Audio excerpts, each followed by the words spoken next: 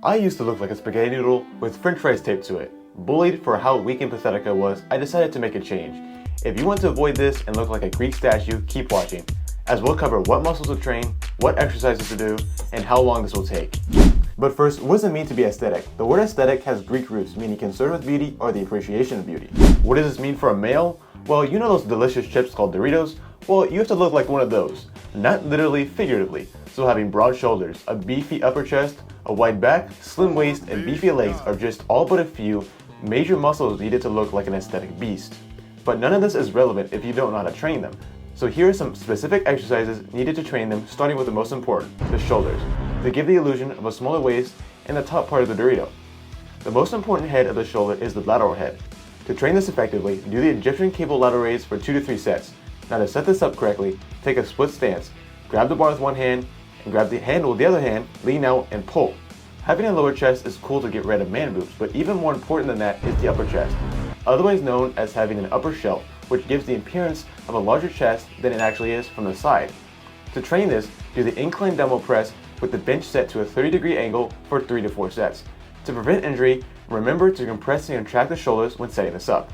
If you're wondering how long the transformation process is going to take, I'll cover that in a second, but for now, let's keep going, but a little faster. A wide back is crucial to any aesthetic physique, as without it, there would be no Dorito shape. The best way to train this, with no doubt, is the weighted pull-up. Now, if you can't do this, the lat pull-down is the second best option for 3 to 4 sets. For pull-ups, don't kip to force your chin to go over the bar. If the weight is too heavy, lighten it, or use the resistance band if you can't add weight yet. For lat pull-downs, don't yank the bar down with momentum. Lighten the weight and perform it slow and controlled. I mentioned having a slim waist earlier. The size of the waist is strictly determined by genetics, but you can have the illusion of having a smaller waist by training the muscles above, below, and on it, of course. The 3 core exercises that I recommend are the decline crunch, the Russian twist, and the hanging leg raise for 2 sets each. On the decline crunch, don't go all the way up. It's a crunch, not a sit-up. For Russian twist, don't swing your hands from side to side. Actually rotate the core, as this is the function of the obliques. And for the leg raise, don't use momentum. Actively try to feel the lower abs contracting.